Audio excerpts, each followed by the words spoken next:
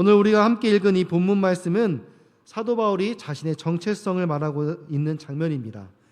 자신의 정체성과 그 역할이 무엇인지, 그리고 하나님의 부르심에 대하여 어떻게 반응해야 하는지, 그리스도 예수의 일꾼을 스스로 잘 본을 보여주고 있는 모습입니다. 그렇다면 그리스도 예수의 일꾼은 어떤 사람일까요? 첫 번째로 그리스도 예수의 일꾼은 예수 그리스도의 사람입니다. 반대로 말하면은 세상의 사람이 아니라는 거죠. 그러니까 세상의 필요에 의해서 세상이 부른 사람이 아니라 예수님이 필요로 해서 예수님이 부른 사람이라는 것입니다. 그래서 세상이 요구하는 자격으로 평가받는 것이 아니라 예수님을 우리의 구주로, 그리고 나의 모든 것을 예수님으로 고백하는 사람, 그 사람이 바로 그리스도 예수의 일꾼인 줄 믿습니다. 두 번째로 그리스도 예수의 일꾼이란 바로 어떤 사람일까? 예수님께로 인도하는 사람이 바로 그리스도 예수의 일꾼입니다. 그러니까 예수님께로 인도하여 생명을 구하기 위해 한 영혼 한 영혼을 소중히 여길 줄 아는 사람, 그래서 다른 사람을 그리스도 예수의 사람으로 만들어서 생명을 살리는 사람, 그 사람이 바로 오늘 본문에서 말하고 있는 그리스도 예수의 일꾼입니다. 세 번째로 그리스도 예수의 일꾼이란 어떤 사람이냐? 훈련을 통해서 세워지는 사람입니다. 왜냐하면 예수님이 이제 맡겨주신 일을 감당해야 되는 사람이 바로 그리스도 예수의 일꾼인데, 이 예수님의 일이, 예수님이 우리에게 주어지는 그 맡겨지는 그 사명이 쉬운 일이 아니에요. 어떤 상황과 환경에도 잘 적응하여서 그 일들을 감당해야 하기 때문에 이 일들은 사실 굉장히 많은 훈련과 숙련된 것들이 필요합니다. 특별히 하나님이 맡겨주신 이 사명은 우리가 일반적으로 회사나 여러분 직장에서 하는 일과는 좀 많이 달라요. 직장에 가면 여러분 어떻게 일합니까? 각자의 맡겨진 부서가 있고 담당 업무가 있고, 그래서 내가 그 일만을 잘 감당하면 되는데, 하나님이 어떻게 담당 역할이 있어가지고, 물론 여러분 부서에서 또 여러분 전도회에서 맡겨진 회계 임무, 총무의 임무 이런 게 있겠죠. 그런데 그거는 우리 조직을 잘 갖추기 위한 것이고, 실제 여러분이 한 사람 한 사람 하나님이 부르실 때 어떤 역할로 맡겨줄 줄 모르는 거예요. 그래서 우리가 그 일들을 잘 준비하고 담당하기 위해서는 우리가 잘 훈련이 되어야 돼요. 그리고 이 하나님의 일은 스케일이 굉장히 큽니다. 여러분 어떤 삼성에 들어가는 것보다 사실 더 어려운 일이에요. 왜냐하면은 하나님의 일이 뭐 하는 일이에요? 하나님은 어떤 분이에요? 모든 역사를 주관하시고 또 큰 일만 하는 게 아니에요. 또 되게 작은 세밀한 일 하나하나까지 간섭하시고 주관하시는 그 일을 하시는 분이 바로 하나님의 일인데, 그 하나님의 일을 돕는 동역자로 우리 한 사람 한 사람을 부르시는데, 우리가 정말 준비되어 있지 않고 우리가 훈련되어 있지 않고 그냥 일을 감당한다? 이게 쉽지 않다라는 거예요. 그래서 이 기업이나 회사가 다룬 일과는 스케일이 완전히 다릅니다. 그래서 우리의 역량도 사실은 훨씬 더 수준을 높여서 감당해야 되는 일들이 바로 이 그리스도 예수의 일꾼된 자격인 것입니다. 그러기 위해서는 지금 나에게 주어진 이 작은 일부터 하나하나 훈련의 과정을 통해서 성숙해져야 우리가 그리스도 예수의 일꾼으로서 맡겨진 사명을 잘 감당할 수 있을 줄 믿습니다. 그렇다면 바울은 이 그리스도 예수의 일꾼으로서 어떤 마음과 자세를 가지고 이 사명을 감당했을까요? 우리 이 바울의 고백을 통해서 우리도 그 고백을 할 수 있기를, 그래서 우리도 그런 마음과 자세를 가지고 우리에게 주어진 사명을 잘 감당할 수 있기를 주님의 이름으로 축원합니다. 첫 번째로 바울은 그리스도 예수의 일꾼으로서 자신이 하나님의 복음의 제사장이란 직분을 받았다는 그 정체성을 분명히 가지고 있었습니다. 바울은 하나님께서 주신 그 은혜로 말미암아 스스로 자신을 나는 하나님의 복음의 제사장이다, 그런 직분을 내가 받았다라고 고백합니다. 여러분, 제사장이 어떤 사람인가요? 제사장은 제사를 인도하는 사람, 그러니까 곧 예배를 인도하는 사람이죠. 그런데 더불어 이 구약시대의 제사장은 어떤 역할을 감당했냐면은 이 제사를 인도함으로 이 제사라는 매개체를 통해서 이스라엘과 하나님 사이를 연결하는 그런 다리 역할을 했어요. 왜 하나님께서 그렇다면은 이스라엘 민족이라는 그 나라를 만드셨을까 한번 생각해 봅시다. 이 아브라함을 통해서 하나님께서 이스라엘 민족을 만들어 주시겠다라고 약속하십니다. 그리고 요셉을 통해서 이집트 고센 땅을 준비하신 후에 그 땅에서 200만 명이 넘는 이스라엘 인구를 준비하시죠. 그리고 모세를 통해서 출애굽하여서 가나안 땅으로 인도하면서 그 땅에 머물러 살면서 이제 그대서 비로소 이스라엘 민족이라는 것을 하나님께서 만들어 주죠. 그러면 하나님께서 이 민족이 바로 내 민족이다, 하나님 나라다라고 세워 주시는데, 이 과정이 사실 너무나도 복잡하고 힘든 과정이었습니다. 하나님께서 이렇게까지 이스라엘 백성을 만드신 이유가 무엇일까요? 구약시대 스토리를 전체적으로 살펴보면은 하나님께서 이스라엘 백성을 만드시려고 참 많이 애쓰셨다는 것을 느낄 수 있습니다. 사실 하나님 어떤 분이십니까?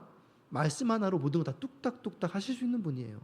하나님 뭔가를 원하시면 그것도 말씀으로 그렇게 해라 라고 하면은 하실 수 있는 분이에요.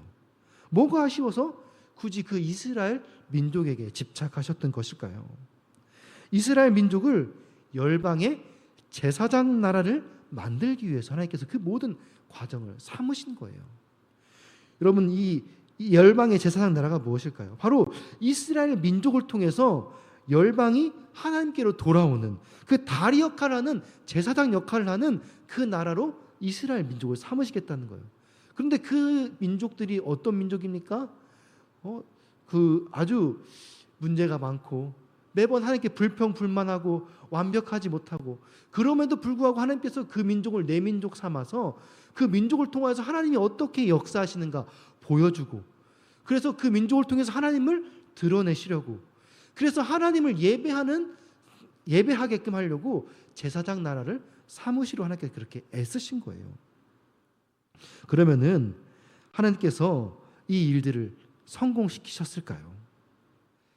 하나님께 정말 이 이스라엘 민족을 통하여서 제사장 나라의 역할을 잘 감당하게끔 하셨을까요?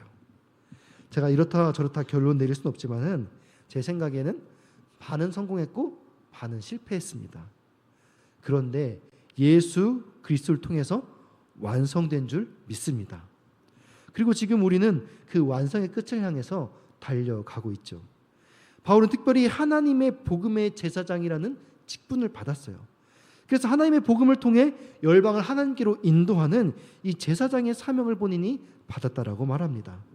이스라엘 민족을 통해서 열방을 인도하려는 계획의 이 뜻이 물론 이스라엘 민족을 통해서 다 이루어지지 못했지만은 예수 그리스도를 통해서 십자가의 은혜로 완성되었습니다. 그래서 이제는 이스라엘 민족이 아니라 그 기쁜 소식, 예수 그리스도의 십자가의 은혜의 소식을 전함으로써 열방을 하나님께로 인도하는 사명이 바울과 함께 더불어 우리에게 그 사명이 주어진 것입니다. 우리 오늘 본문 말씀 16절 같이 읽겠습니다. 시작. 이 은혜는 곧 나로 이방인을 위하여 그리스도 예수의 일꾼이 되어 하나님의 복음의 제사장 직분을 하게 하사 이방인을 제물로 드리는 것이 성령 안에서 거룩하게 되어 받으실 만하게 하려 하심이라. 아멘. 그래서 바울은 특별히 하나님을 전혀 모르는 이방인을 성령의 능력으로 변화시킨 사명을 받았다라고 말합니다. 그래서 그들을 하나님이 받으실 만한 제물이 되도록 자신과 같은 헌신자, 사명자가 될 수 있도록 만드는 것이 바로 바울이 받은 사명이었습니다. 하나님의 복음의 제사장의 사명이 바로 이런 것이었다라는 거예요. 하나님께서 오늘 이 자리에 우리를 부르신 이유가 무엇일까요? 오늘 이 예배로 만족하고 은혜 받고 마음의 평안을 그냥 누리게 하시려고 우리를 부르셨을까요? 물론 우리가 연약하고 힘들고 어려운 상황 가운데 있는 자들에게 평안과 위로를 주시는 이 예배의 자리로 부르신 것일 수 있습니다. 그러나 단순히 그 목적만 가지고 우리를 부르셨을까요? 삶의 자리와 환경 그대로 유지하면서 우리 삶이 절대로 변하지 않도록, 복잡하지 않게 무난하게 흘러갈 수 있도록 오늘도 어제와 같이 우리 삶을 평온하게 유지하게 하시려고 우리를 이렇게 부르신 것일까요? 우리를 하나님을 예배하는 자로 부르신 것은 그리스도 예수의 일꾼으로서 함께 동역하기 위해 부르신 줄 믿습니다. 모든 민족으로 제자를 삼아 거룩한 백성으로 변화시키는 이 하나님의 선교에 동참하게 하시려고 우리를 오늘도 이곳 가운데 부르신 줄 믿습니다. 이 선교라는 것은 꼭 해외에 나가서 외국인들을 만나고 또 그들에게 복음을 전해야만 그것이 선교는 아니죠. 선교라는 영어의 단어가 무엇입니까? 미션이죠. 임무라는 뜻이에요. 하나님께서 우리에게 주어진 임무, 사명이에요. 그 사명은 오늘 나에게 주어진 하루에 최선을 다하는 것일 수 있고, 또 주변에 아프고 연약한 자들을 도와주는 일일 수도 있고, 또 어떤 이들은 조금 더 나에게 주어진 시간에 조금 더 기도하고 말씀을 읽으며 하나님의 뜻을 깨닫는 것이 또 선교일 수 있어요. 주어진 사명일 수 있다는 거예요. 또는 교회 행사나 사역에 조금 더 적극적으로 참여한다든지, 선교사를 후원하는 일에 물질로 보내는 선교사가 된다든지, 여러 가지 나에게 주어진 사명들에 순종하고 헌신하는 것, 나에게 주어진 임무에 최선을 다하는 것, 그것이 선교일 수 있다는 것입니다. 그러나 이 모든 일들은 하나님께서 오늘 하루도 어제와 똑같이 평범하게 편안하게 안정적으로 내가 절대 변하지 않으려고 그저 그렇게 흘러가도록 하려고 부르신 것은 아니라는 것입니다. 그래서 이제 바울은 오늘 하나님께 특별한 사명을 추가로 받았다라고 말합니다. 우리 20절, 21절 말씀 같이 읽겠습니다. 시작. 또 내가 그리스도의 이름을 부르는 곳에는 복음을 전하지 않기를 힘썼노니 거룩된 바 주의 소식을 받지 못한 자들이 볼 것이요 듣지 못한 자들이 깨달으리라 함과 같으리라. 아멘. 바울은 사실 로마의 시민권을 가졌고 유대인 중에 유대인이었어요. 바리새파 사람으로 율법에 정통한 사람이었어요. 모든 걸 갖춘 사람이 바로 바울이었어요. 그에게 가장 쉬운 것은 어찌 보면은 유대인에게 복음을 전하는 것이었을 거예요. 자기의 지혜와 능력을 갖추었기 때문에 자기 지인들에게, 자기의 영향력이 흘러갈 수 있는 사람에게 복음을 전하면 얼마나 효과적으로 복음을 전할 수 있었을까요? 그리고 실제로 그 당시 예수님을 믿었던 유대인들은 대부분 유대인 회당에서 복음을 전했습니다. 바울에게도 그것이 훨씬 더 익숙했습니다. 그러나 바울은 복음의 제사장으로서 복음을 듣지 못한 자, 특별히 이방인들을 향한 불타는 열정을 가지고 나아갔습니다. 우리도 이미 익숙한 나와 친한 사람들, 가까운 환경에만 머물러 있는 것이 아니라 조금은 어색하고 불편할지라도 복음을 위해 수고하고 헌신하는 것이 마땅한 그리스도 예수의 일꾼이 다 되기를 축원합니다. 전도와 선교의 차이는 보통 우리가 지역적으로 나눈다고 생각합니다. 그러나 신학적인 의미에서는 문화적 차이를 가지고 전도와 선교를 나눕니다. 그러니까 같은 문화권에서 복음을 전하면 전도, 다른 문화권에서 복음을 전하면 선교라고 말합니다. 그래서 우리는 대개 해외에서 복음을 전하면은 다른 문화권이기 때문에 선교라고 하고, 우리나라에서 복음을 전하면 전도라고 하죠. 그런데 우리나라에서 복음을 전하지만은 또 문화권이 다르면은 선교일 수 있는 거예요. 그래서 우리가 선교라는 단어를 교회에서도 많이 사용합니다. 어떨 때 사용하죠? 축구 선교, 차문화 선교, 의료 선교, 미용 선교, 이렇게 선교를 많이 쓰죠. 그들만의 문화가 어떤 형성되어 있는 집단 안에 들어가서 그들에게 익숙한 문화의 언어로 복음을 전하면은 그것이 선교라는 거예요. 비록 그 문화가 나에게 맞지 않더라도 그들에게 맞추어서 그들의 문화에 들어가는 거예요. 타문화 선교인 거죠. 그래서 사실 우리가 교회에서 사역을 정할 때 주어진 달란트, 잘하는 재능으로 사역을 정하고 봉사할 수 있지만은 선교라는 차원에서 봉사를 생각한다면은 전혀 다른 문화권, 나에게 맞지 않더라도 하나님이 주신 마음에 순종하여 헌신하는 것이 마땅한 그리스도 예수의 일꾼의 자세인 줄 믿습니다. 두 번째로 바울은 그리스도 예수의 일꾼으로서 어떻게 하나님 앞에서 섰냐면은 바로 하나님을 자랑했어요. 17절 말씀 우리 같이 읽겠습니다. 시작. 그러므로 내가 그리스도 예수 안에서 하나님의 일에 대하여 자랑하는 것이 있거니와. 아멘. 바울은 다른 것을 자랑하지 않고 하나님의 일에 대해서만 자랑한다라고 고백합니다.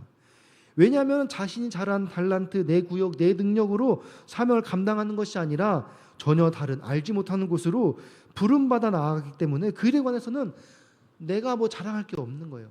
나를 보내신 그냥 그분을 자랑할 뿐이라는 거예요. 여러분, 자랑거리는 숨기면 안 되죠. 타인으로 하려고 하면 알리고 싶은 보물가도 같은 거, 사실 이런 게 자랑 아닙니까? 바울에게 있어서 이 일이 너무나 소중하고 기쁘고 알리고 싶은 자랑거리였던 거예요. 하나님이 나를 보내셨다라는 거. 비록 나는 이 일을 감당할 만한 자격이 없음에도 불구하고 하나님이 날 보내셔서 하나님의 일을 위해 내가 자랑할 것이 없다라고 말하는 것입니다. 자기 능력이 아니고 내가 잘하는 분야도 아닌데 그분이 나를 쓰셨다는 것에 너무 기쁜 것입니다. 근데 그분이 일을 대충 하는 분이 아니에요. 일을 못한 초짜여서 사람을 잘못 보고 나를 선택한 게 아니에요. 실력과 스케일이 아까 서두에 말씀한 것처럼 정말 어마어마합니다. 사실 내가 그 일에 낄 짬이 아니에요. 그런데 그분이 나를 불러서 그 일을 같이 하시겠다는 거예요. 여러분, 이게 얼마나 큰 자랑거리입니까? 여러분 생각해 보세요. 만약에 내년에 우리 담임 목사님께서 전국 초교파 연합집회 총책임자로 임명되어서 행사를 준비하게 되었어요. 서울 월드컵 경기장에서 10만 명이 모이는 대규모 집회예요. 그런데 그 사역에 여러분을 같이 동역하자고 여러분을 초대하는 겁니다. 집사님은 찬양인도 맡아주시고, 권사님은 간증 맡아주시고, 장로님은 행정총괄 해주세요. 이렇게 사역에 초빙하는 거예요. 여러분, 이게 얼마나 기쁘고 설레는 일이에요. 여러분, 그러면은 이제 집에 가서 뭐 해야 돼요? 자랑해야죠. 자녀들에게, 친구들에게, 부모님에게 자랑해야죠. 이 어마어마한 이 프로젝트에 우리 담임 목사님이 나를 선택해서 나하고 좀 동역하자고 나를 선택해 주셨어. 얼마나 기쁜 일입니까? 여러분, 그래 더 놀라운 일은 찬양인도 맡기로 한 집사님이 찬양을 잘 못해요. 그리고 권사님은 간증거리가 별로 없는데 자꾸 간증하라는 거예요. 장로님은 사업만 해봤지 행정 한 번도 할 줄 모르는, 컴퓨터 만지도 못하고 엑셀이 뭔지도 몰라요. 근데 행정 총괄을 맡긴 거예요. 근데 뭐가 중요합니까? 우리 목사님이 시키셨다는 거예요. 우리 목사님이 다 책임져 주신대. 우리 목사님이 알아서 하신대. 내가 할 수 있는 만큼만 일단 다 준비해보래. 어떻게든 해보시겠다는 거예요. 그러면서 나를 선택해 주시는 거예요. 여러분, 얼마나 기쁩니까? 이게 얼마나 큰 자랑거리예요. 얼마나 나를 믿으셨으면은 이렇게 부족한 나를 선택하셔서 나와 같이 일하겠다라는 거예요. 그러니까 사도 바울은 자랑할 게 예수님밖에 없는 거예요. 사실 사도 바울이 어떤 사람이었습니까? 이 예수님의 복음을 전할 만한 자격이 있는 사람입니까? 예수 믿는다는 사람들을 다 핍박했던 이 죄인 중에 죄인, 괴수 중에 괴수가 바로 사도 바울이었는데, 그런 사람 하나님께서 일꾼으로 쓰시겠다는 거예요. 자랑할 게 뭐가 있어요? 나를 써주신 그분밖에 자랑할 것이 없는 거예요. 이방인도 모르고, 게다가 복음을 들어오지 못한 사람들, 분명히 가면 거절당하고 무시당하고 욕먹을 게 뻔한데, 지금 유대인들로부터도 인정 못 받은 사람이 이방인 가서 지금 복음 전하겠다는데 뭘 자랑하겠어요? 니네 동족한테도 인정 못 받은 네가 와가지고 지금 무슨 복음을 전하냐? 욕먹을 게 뻔한데 지금 사도 바울이 뭘 자랑하겠어요? 그래도 그분이 날 불러주셨다라는 거예요. 이것보다 더 큰 자랑거리가 뭐가 있겠습니까? 그런데 사도 바울이 예수님을 자랑하면서 한 가지 더 자랑할 게 있다라고 말하는데, 21절 말씀입니다. 같이 읽겠습니다. 기록된 바 주의 소식을 받지 못한 자들이 볼 것이요 듣지 못한 자들이 깨달으리라 함과 같으리라. 아멘. 바울이 뭐라고 말하냐면은, 그렇게 하나님 말씀에 순종하여 나는 부족하지만 이 사명을 감당하며 복음을 전하면은 복음을 받지 못한 자들이 하나님 보게 되고 듣지 못한 자들이 깨닫게 된다라는 거예요. 누가 이렇게 만들어 주셔요? 우리 주님이 그렇게 하시겠다라는 거예요. 그러니까 예수님밖에 자랑할 게 없다는 거예요. 바울은 자신이 이방인을 위한 사도로 부르심 받은 것에 확신이 있었습니다. 그래서 이방인들이 자신을 통해 예수 그리스도를 고백하고 하나님의 백성이 되는 일을 너무나 자랑스러워했어요. 그렇게 될 줄을 확신하고 믿었다는 거예요. 그래서 우리는 부르심 앞에 감사할 수밖에 없는 것입니다. 본래 어둠 속에 헤매던 사람인데, 사실 어둠 속에 헤매던 게 아니라 내가 어둠이었어요. 죄로 인해 내가 어둠이었고, 내가 남을 해치는 사람이었고, 나 때문에 복음의 길이 막혔던 그런 장애물과 같은 인생이었는데, 하나님께서 나를 먼저 찾아와 주시고 나를 빛이라 말하시고, 내가 세상에 썩어져 소금처럼 맛을 내는 그런 사람이라고 나를 그렇게 말씀해 주시는 거예요. 그러면서 사람 살리는 이 귀한 일에 사람 낚는 어부가 되게 하신다고 말씀하시는 겁니다. 그런 예수 그리스도 안에서 은혜와 사랑으로 내가 변화된 것을 자랑하고, 나같이 연약한 부족한 자를 주님의 귀한 사명에 동참해 주신 것에 얼마나 크고 귀한 사명인 줄, 이것밖에 자랑할 것이 없지 않겠습니까? 그래서 이 모든 것이 우리는 은혜라고 말하는 것입니다. 거저받은 거예요. 그래서 우리는 이 은혜의 흐름이 여기서 멈추지 않도록, 나 때 끊이지 않도록 우리를 통해서 다른 이들에게 부어지도록 확산시켜야 하는 사명이 받은 우리에게 있는 줄 믿습니다. 그러기에 예수님께서 우리를 그리스도 예수의 일꾼으로 부르시어 이 일을 감당하게 하시는 거예요. 오늘 이 자리에 부르셔 이 말씀을 듣게 하시는 건 분명히 하나님의 뜻이 있는 줄 믿습니다. 우리는 그리스도 예수의 일꾼으로서 자부심을 가져야 합니다. 여러분, 외교관은 파송된 나라에서 자신의 나라를 대표한 자로 부르심을 받았어요. 그래서 내 나라에서 내가 왔다, 내가 대표한 사람이다, 그러면은 그 나라에 대한 자부심을 가지고 그 사명을 감당합니다. 마찬가지로 그리스도 예수의 일꾼된 우리 역시 하나님 나라의 사명자로서 우리가 자부심을 가져야 되는 거예요. 여러분들이 이방인들에게, 여러분 이웃에게, 여러분 맡겨준 영혼에게 하나님께서 여러분을 부르셔서 보내실 때는 하나님 나라의 대표자로서, 하나님 나라의 외교관으로서 여러분을 보내시는 거예요. 그러니까 하나님께서 여러분에게 사명을 주셨으니까 여러분 자부심을 가져야 돼요. 나로 인해 자랑하는 것이 아니라 하나님이 나를 부르셨다는 것을. 에스겔 3장을 보면은 하나님께서 에스겔을 파송하실 때 에스겔의 이마를 금강석같이 단단하게 만드셔서 보내십니다. 우리 에스겔 3장 7절부터 9절 말씀을 같이 읽겠습니다. 시작. 그러나 이스라엘 족속은 이마가 굳고 마음이 굳어 내 말을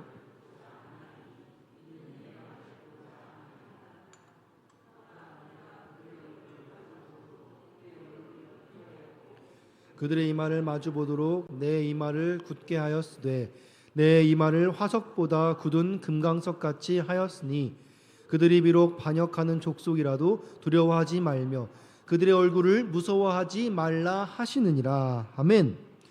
에스겔 당시 이스라엘 백성들은 이마가 굳고 마음이 굳었다라고 말합니다. 여러분, 이게 무슨 말일까요? 보통은 하나님 앞에 교만한 자들을 표현할 때는 이 목이 굳었다라고 표현하죠. 목이 빳빳하게 굳어서 이 숙일 줄을 모른다, 교만하다라고 이제 표현을 합니다. 그런데 이마가 굳고 마음이 굳었다는 것은 이마, 즉 머리로 하나님의 말씀을 새겨 듣지 않는다라는 거예요. 우리 사진 한 장 볼게요. 유대인들은 이제 이 이마에 이 테필린이라는 것을 착용하고 다니는데, 지금 이 사진은 유대인 아버지가 자녀에게 말씀이 새긴 이 테필린이라고 하는 띠를 지금 띄워주는 장면입니다. 유대인들은 하나님의 말씀을 머리에 세우기 위해서 이마하고 왼팔에 이제 이 테필린을 착용하는데요. 그러니까 그만큼 이 이마라는 것은 말씀을 지금 머리에 받아들인다라는 것을 상징할 때 쓰는 이 용어예요. 그러니까 이마라는 것은. 그런데 이 이스라엘 백성들이 이마가 굳었다라는 것은 이 말씀을 머리에 새기지 않는 거, 하나님의 말씀을 마음에 두지 않는다라는 거예요. 그러니까 즉 마음으로 하나님을 떠났기 때문에 그들은 머리로 하나님을 그들의 주인이라고 섬기지 않는 것입니다. 목이 굳은 것은 그냥 겉으로 드러나는 교만한 태도일 수 있어요. 그런데 이마가 굳고 마음이 굳었다는 것은 더 적극적으로 하나님을 거절하는 태도인 것입니다. 이런 백성들에게 지금 에스겔을 보내는데 하나님께서 뭐라고 하냐? 그들이 지금 이마가 굳었냐? 화석처럼 단단하냐? 그러면은 내가 네 이마를 그 화석보다 더 단단한 금강석으로 만들어 주시겠다라고 말하는 거예요. 그러니까 에스겔의 이마를 더 단단하게 만들어서 이 화석 같은 이마의 그 이마가 화석처럼 단단한 이스라엘 백성들의 이마를 그냥 깨부시겠다라는 거예요. 그렇기 때문에 두려워하지 말고 담대하게 선포하라는 것입니다. 우리는 믿지 않는 자들에게 나아갈 때 사실 막연한 두려움이 있어요. 하나님을 부정하는 자들 중에는 하나님의 존재를 알면서도 그들의 지식과 경험으로 아주 단단한 논리로 무장하여 하나님을 거부하는 자들이 있거든요. 그들에게 복음을 전할 때 혹시나 내가 그들의 논리에 무너지지 않을까, 혹여나 그들의 사상과 분위기에 사로잡혀서 내가 설득당하는 것은 아닐까, 이런 막연한 두려움들이 있어요. 사실 내가 연약하고 준비가 덜 되었다고 생각하기 때문에 물론 그런 생각이 들 수 있습니다. 그런데 하나님께서 지금 뭐라고 말씀하셔요? 그들의 이마보다도 네 이마를 더 단단하게 해주시겠다는 거예요. 그러니까 그들의 논리가 내 머리와 마음에 새겨지지 않도록 하나님께서 우리 마음과 생각을 지켜주시겠다라는 거예요.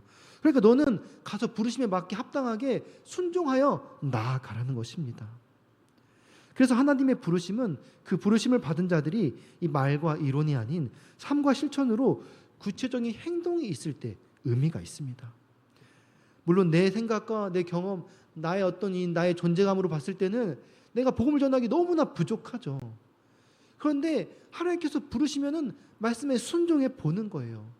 그러면 그 이론과 이 사상을 뛰어넘는 하나님의 놀라운 섭리 가운데 하나님이 일하신 것을 경험하게 되는 겁니다.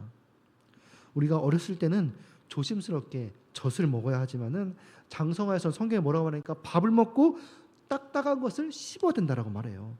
우리 현장에서 부딪히는 훈련과 삶의 다양한 경험을 통해서 실제로 우리 삶에 동행하며 역사하신 하나님을 경험함으로 우리의 믿음이 단단해져야 합니다.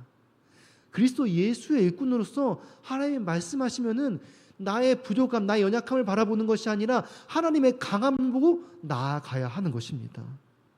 그래서 하나님의 스케일이 어마어마한데 우리가 부족함에도 그 일에 동참할 수 있는 것은 하나님이 대단하시기 때문에, 그런 부족한 나도 사용하실 수 있을 정도로 대단하시기 때문에 우리가 그분께 순종하며 나아가는 것입니다. 그래서 그리스도의 일꾼은 내가 좀 더 훈련되어서 좀 더 예수님에 대해서 알고 난 후에 신앙의 경력을 쌓아서 전도하고 선교하는 것이 아닙니다. 매일의 삶에서 맡겨진 사명, 하나님의 부르심에 순종함으로 하나님의 선교를 조금씩 이루어 가는 것입니다.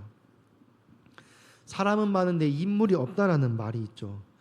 인구가 많이 늘어났지만 고학력자들도 많지만은 복음에 헌신할 그리스도 예수의 일꾼이 드물다는 거예요. 요즘 추측하기 힘들다고 하는데 경영주들도 구인난에 시달리고 있습니다. 인물이 없다는 거죠. 매번 국회의원 선거에도 그럴싸한 공약을 내세우고 점점 국회의원들이 똑똑해져 가고 있는데 정말 마음에 드는, 국민들의 마음에 드는 사람이 얼마나 있을까요? 그런 한편 이런 생각을 해봅니다. 우리가 다른 사람 보고 비판할 것이 아니라 나는 어떤 사람인가?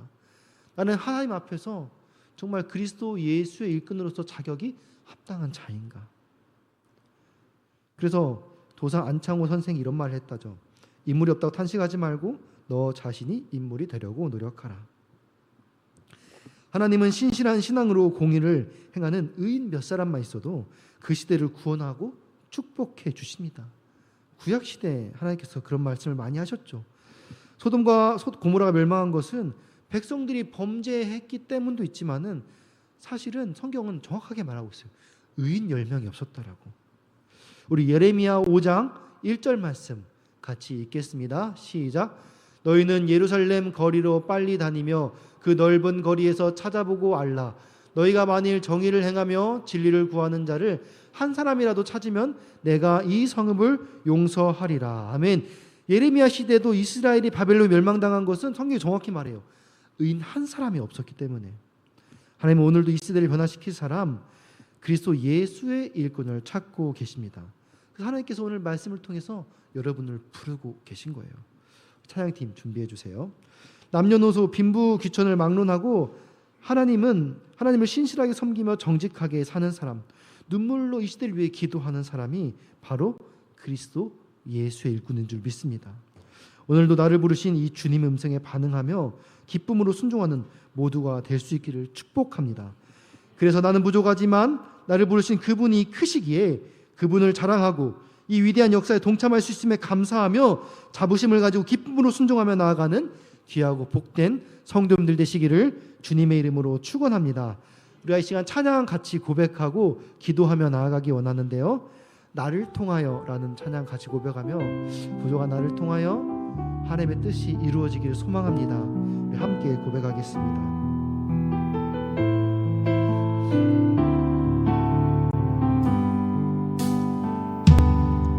지금 서 있는 이곳에서 높임을 받으소서. 내가 밟는 땅 주님의 땅이니 하늘이 주의 이름을 높이 올리며 넓은 바다가 주를 노래해 모든 만물 주를 경배해 모든 입술 주를 찬양해